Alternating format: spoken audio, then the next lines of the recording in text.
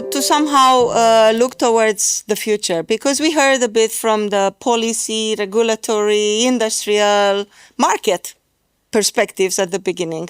We heard some concrete cases. I would like to give you the floor just for a few minutes, up to 5 minutes each. And please tell us your perspective first from ESPO, Mr. Putman. Yeah, sure. So for those who don't know, ESPO, can you hear me? Yes. We are the European Seaports Organization. We represent basically all commercial ports in Europe.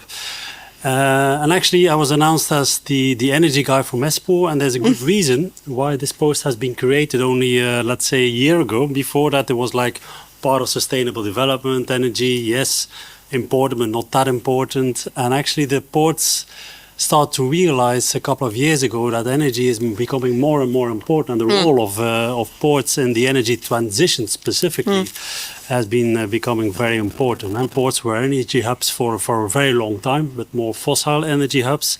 And now this has taken increasingly more importance for ports. And well, I was here only half of the day, but the whole day was about ports and hydrogen, but ports and renewable energy.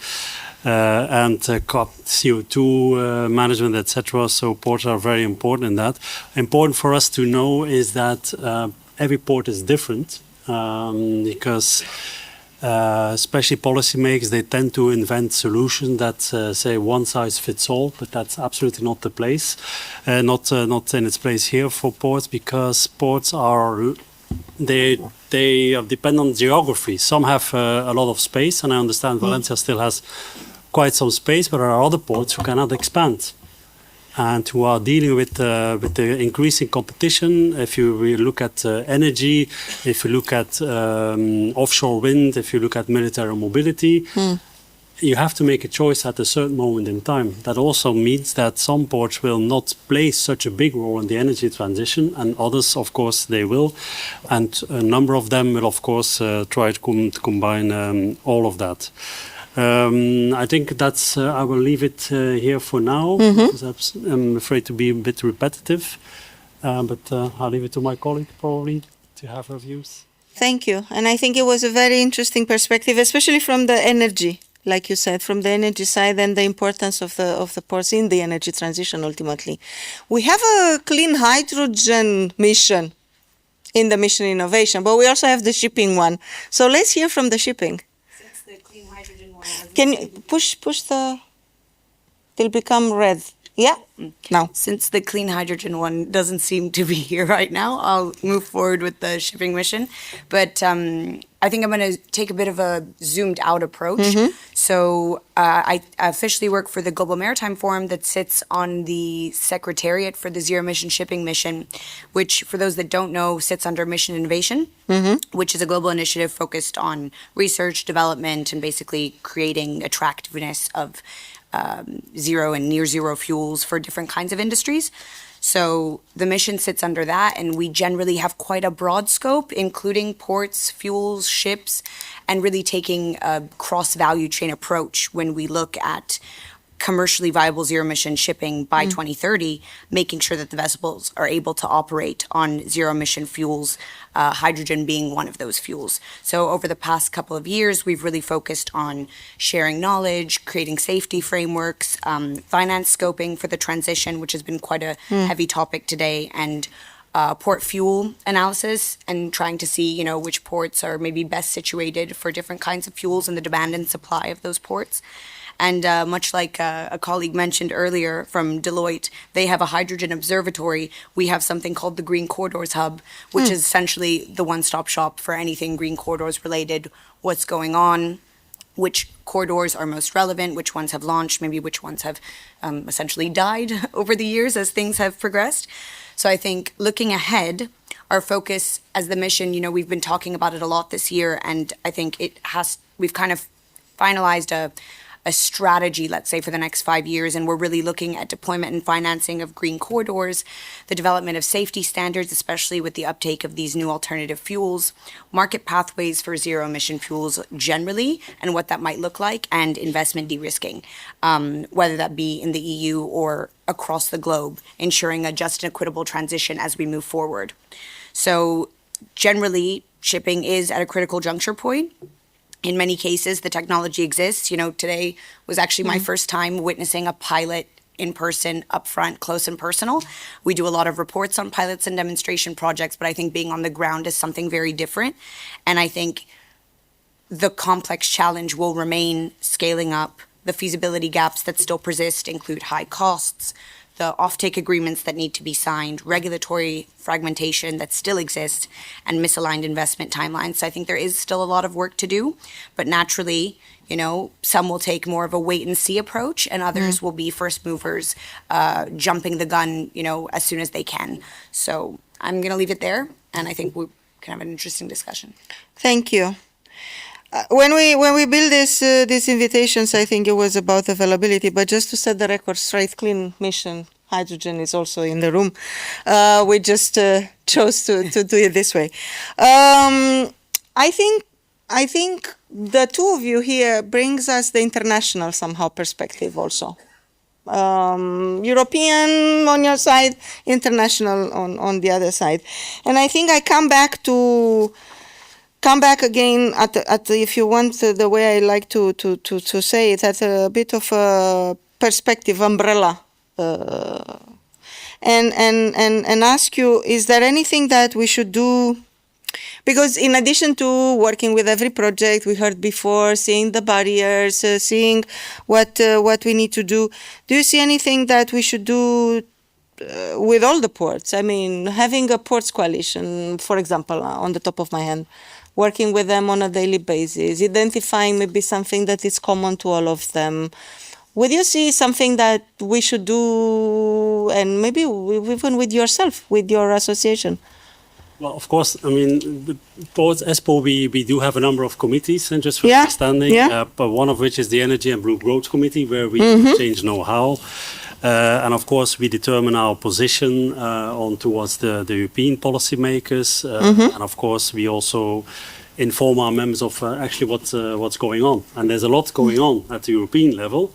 I mean, next week, 10 December, we will have the grid package, which will be an important one. Not only for hydrogen, because that will be part of the package, but it will also be important for grid connections, for instance. And grid connections is an important stumbling block for ports to develop. Yeah. We have an obligation on shore power supply. That's not the topic of today, but also for hydrogen, because you don't have green hydrogen if you don't have green electricity. And that Clear. electricity has to come from somewhere. It can come from offshore, and if you're lucky, it comes directly to the port. But if you don't have that one, then it needs to come onshore, and that's then you're talking about grid connections. And so that's a very important topic. Package. And I'm just mumbling. I'm also tired, so I'm just. Like everybody else. No worry. Basically, a lot of ports are industrial clusters. It has been mentioned before. Some are bigger clusters, some are smaller clusters. Some are not really industrial, but they are a very important gateway from the hinterland, from the industry, from the hinterland.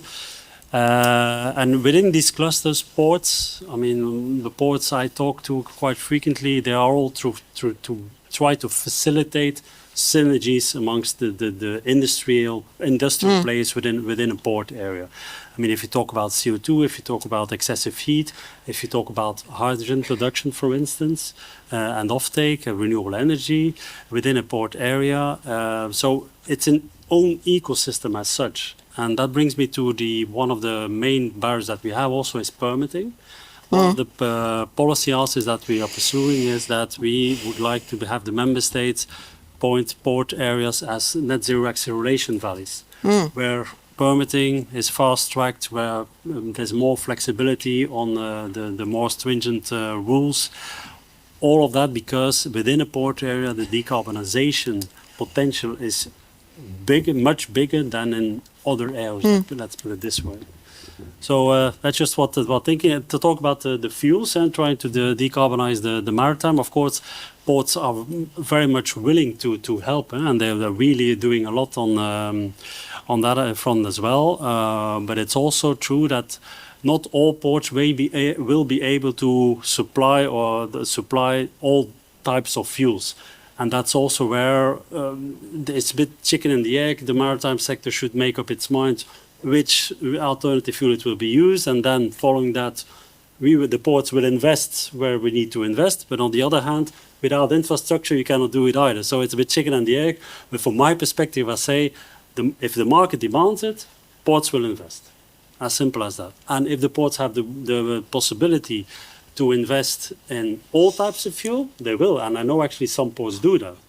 But that's only very exceptional, because it's a lot of investments as well. Shall I understand that we need market activation for the ports to react? Well, you mean market activation for hydrogen, for alternative? In general, definitely, but in general, for the yes. ports in particular. Well, yeah. ports are landlords, you know. Yeah. They provide space, and as I said already, there is limited space available within ports. So you can't have it all. I mean, Yeah. I only joined Espoo since a little less than a year, but what I did notice is that they are not just laying there and saying, okay, we will do, if there's demand come, we will assess and we will talk about it for 2 years. No, they really want to go for the decarbonization of the maritime sector. But it cannot be like onshore power supply through mandate, who has an obligation to invest in infrastructure which may never be used. That will actually happen for the onshore power supply. We absolutely want to avoid that for the maritime fuels. Okay. We Understood. would have stranded assets, and then who pays in the end? It's the citizen, isn't it? Clear. Thank you. Yes. I think that's a really good point. I think a lot of, what we're talking about here are clear demand signals from industry, from the maritime sector, of what fuels they want to be using, what do they want to be seeing with respect to infrastructure at these ports, and what ports are actually capable of providing these infrastructure, in the near future and in the long term. And I think a key theme here is the idea of demand aggregation. And more importantly, third-party demand aggregation. And I think ports sit quite uniquely in the sense that they do deal with so many stakeholders from across the maritime industry. So their positioning as potential intermediaries or matchmakers, essentially the Tinder of the maritime space, I think there's a good potential for them to connect fuel off-takers, fuel producers, with one another to be able to discuss, okay, what fuel is going to be feasible at our ports? What fuel are you guys going to be interested in buying? Is the price competitive enough? And if not, what can we do on both the supply side as well as the demand side to make that cost lower and to be able to actually make it a feasible option so that we're able to scale it in the long term? So I do agree that it won't always be possible for ports to make that move, but I think sitting in the middle and being able to maybe maneuver the different actors, I think that is something that, they could be doing, and they already, in many cases, are doing. But I do think market activation is a key point. Okay.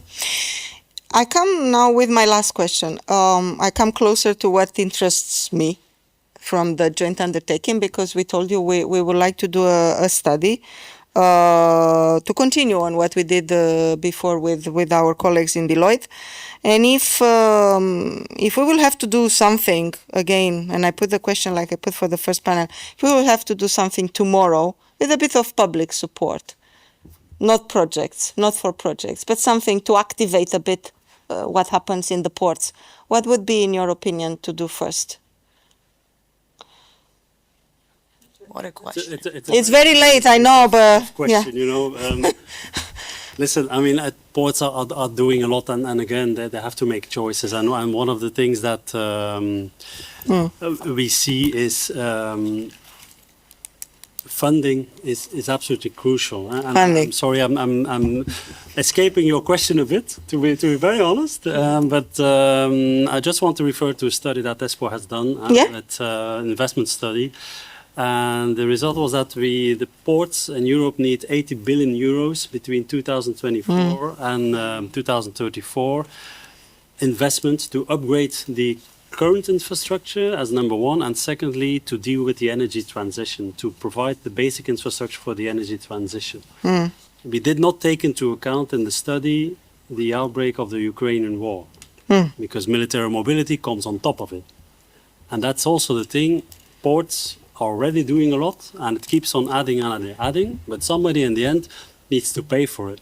So if you would do a study on it, maybe update the study that we already have. Okay. And the result will be that Very it good will point. be more money, Yeah. and find some measures that we can convince policymakers to to actually fund us. Investments.